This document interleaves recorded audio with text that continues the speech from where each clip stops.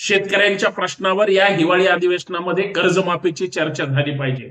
या हिवाळी अधिवेशनामध्ये आज तरुण बेरोजगारी वाढते, नोकर भरती नाहीये, चर्चा झाली पाहिजे। या हिवाळी अधिवेशनामध्ये महाराष्ट्रामध्ये जी महागाईची परिस्थिती दिवसेंदिवस भयानक होत चालली, जीएसटी कमी केला म्हणून फक्त बोंबाबोंब झाली, महागाई मात्र कमी झाली नाही, जीवनावश्यक वस्तू तशाच वाढलेल्या आहेत। अधिवेशनामध्ये चर्चा झाली पाहिजे। या अधिवेशनामध्ये महाराष्ट्रामधल्या शेतकरी, कष्टकरी, कामगार, शेतमजूर यांचे जे गंभीर प्रश्न तसेच आहेत, ज्याच्यावर चर्चा होणं अपेक्षित आहे, ती चर्चा झाली पाहिजे। या अधिवेशनामध्ये शेतकऱ्यांच्या पिकाला हमी भाव मिळाला पाहिजे, त्याच्यावर चर्चा झाली पाहिजे।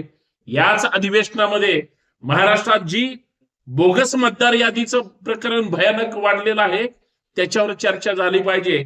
महाराष्ट्र सरकारनं खरं तर निर्णय घेतला पाहिजे, प्रयत्न केला पाहिजे की महाराष्ट्रामध्ये ईव्हीएम मशीन हद्दपार झाली पाहिजे आणि सगळ्या राजकीय पक्षांनी त्यासाठी ठोस पावलं उचलली पाहिजेत। सोयीनं चर्चा करून निर्णय घेऊन चालणार नाही। या महाराष्ट्रामध्ये अजूनही कर्जमाफी बद्दल कुठलाही आमदार बोलायला तयार नाही, कुठलाही खासदार बोलायला तयार नाही। राज्यात अधिवेशन सुरू आहे, केंद्रात अधिवेशन सुरू आहे, सगळे मुख गिळून गप्प बसले। आज मराठा आरक्षणाच्या प्रश्नावर सरकार गंभीर ज्या काही चर्चा झाल्या त्याच्यावर काय उपाययोजना झाली, महाराष्ट्रामध्ये धनगर आरक्षणावर चर्चा झाली, परंतु सरकारनं कुठलाही प्रश्न निकाली काढला नाही, उलट खेळवत ठेवलं। या विषयावर सुद्धा या हिवाळी अधिवेशनामध्ये चर्चा झाली पाहिजे। प्रश्न भरपूर आहेत महाराष्ट्रामध्ये, लोकांच्या प्रश्नावर सरकार किंवा आमदार किंवा लोकप्रतिनिधी बोलायला तयार नाहीत। प्रत्येक गोष्टीत वेड्यात काढलं जातंय। आज गुन्हेगारीकरण असेल किंवा शहरांचं अविचारीकरण असेल, याच्या प्रमाणामध्ये भयंकर वाढ होते। अधिवेशनामध्ये ही चर्चा झाली पाहिजे।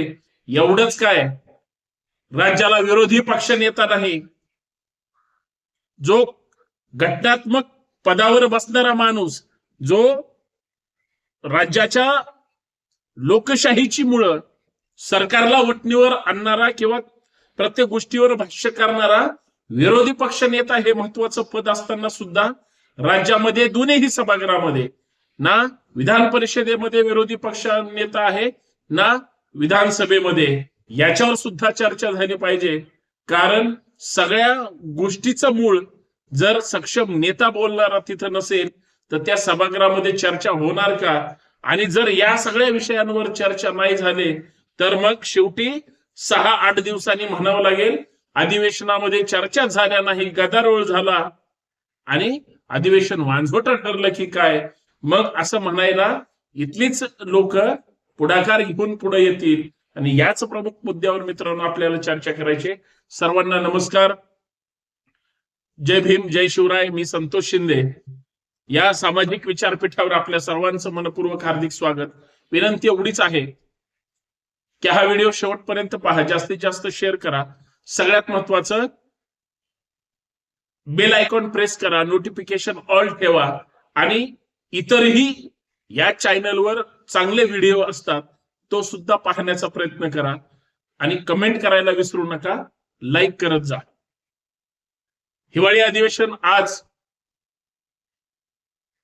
8 डिसेंबर पासून सुरू झालं। खरं तर महाराष्ट्राची फार अपेक्षा आहे, कारण महाराष्ट्रातले जे ज्वलंत प्रलंबित प्रश्न आहेत त्याच्यावर फक्त डोळे झाक केली, प्रश्न निकाली काढले गेलेले नाहीत। आज महाराष्ट्र किंवा देश हा तरुणांचा देश म्हणून ओळखला जातो, परंतु तरुणांच्या प्रश्नावर ठोस उपाययोजना किंवा चर्चा या राज्यात किंवा देशात होताना दिसत नाही। हे सगळ्यात मोठं दुर्दैव आहे। आज महाराष्ट्रातल्या जनतेला काय अपेक्षित आहे? नवीन उद्योग आणणार होते, काय झालं? नवीन रोजगार निर्माण करणार होते, काय झालं? सरकारी नोकर भरती करणार होते, काय झालं? कुठलाही आमदार बोलायला तयार नाही।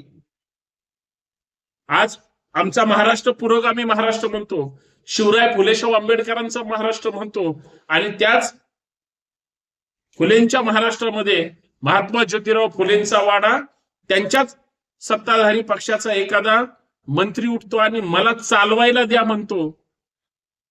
फुलेवाडा भाड्याने मागितला जातो, त्याच्यावर चर्चा झाली पाहिजे.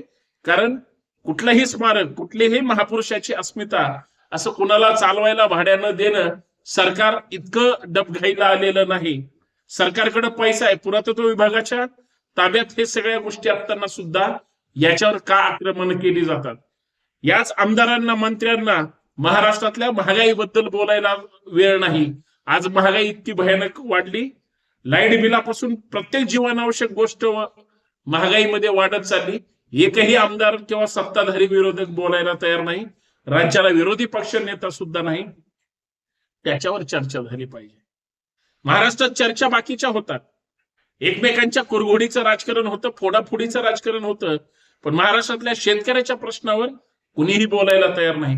खरं तर शेतकऱ्याच्या कर्जमाफीपासून शेतकऱ्याच्या पिकाच्या हमीभावापर्यंत असंख्य विषय आहेत शेतकऱ्यांच्या संबंधित.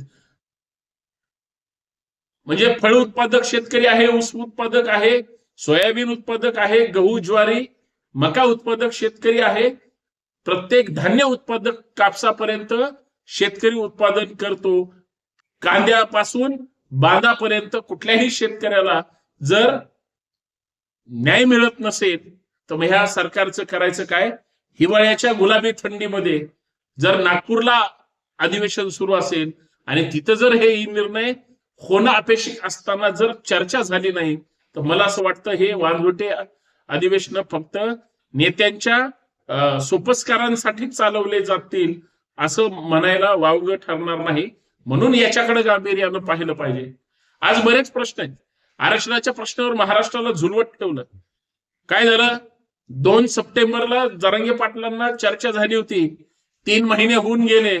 कालच्या 3 डिसेंबरला जर त्याच्यावर सरकारनं काही करू शकले नसतील तर हे किती मोठं दुर्दैव आहे. त्या विषयाचं काय झालं? सरकारला कोण जाब विचारणार आहे की नाही? धनगर आरक्षणाचा प्रश्न तसाच प्रलंबित आहे. वर्षानुवर्ष आंदोलनं सुरूच आहेत.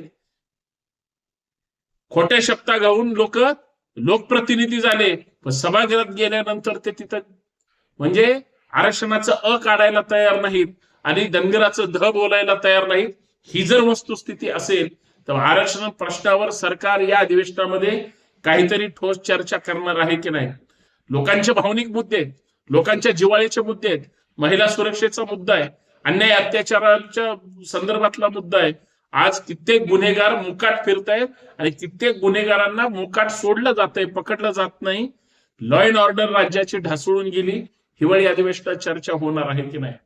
ह्या गोष्टी महाराष्ट्रासाठी फार महत्वाच्या आहेत, महाराष्ट्रातल्या जनतेसाठी फार गरजेच्या आहेत.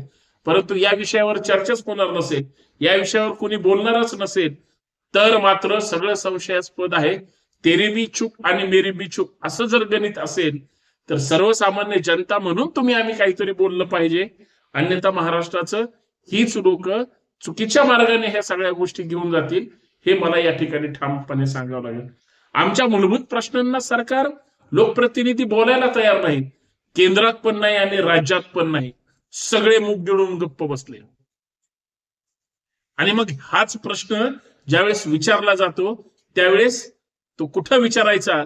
जर सरकारला वटणीवर आणणारे ताकदीचे विरोधी पक्ष नेते, लोकप्रतिनिधी जर सभागृहाच्या आतमध्ये हाऊसमध्ये नसतील तर या प्रश्नाला वाचा कोण फोडणार हा सुद्धा संशोधनाचा विषय. त्याच्यामुळे सरकारनं बोटचिपी भूमिका घेऊ नये. तुम्ही सत्तेत आहात, तुम्ही घटनात्मक पदावर आहात. राज्याच्या उपमुख्यमंत्री पदाला कुठलाही आधार नाही, घटनाबाह्य ही दोन्ही पद आहेत. मग उपमुख्यमंत्री पदाचे तेही 2-2 त्या ठिकाणी नियुक्त्या करून लाड केले जातात, कारण ती एक राजकीय सेटलमेंट असते.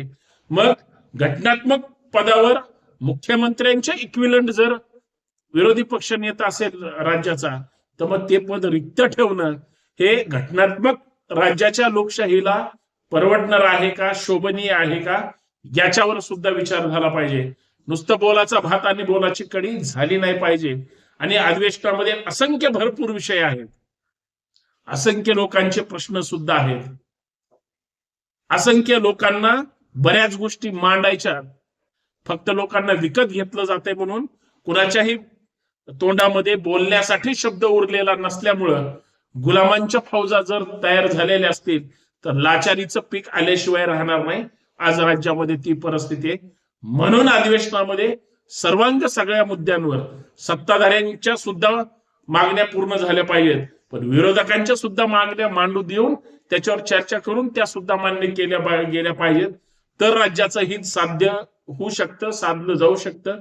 अन्यथा बोलाचाच भात आणि बोलाचीच कडी होईल आणि अधिवेशन पोकळ फक्त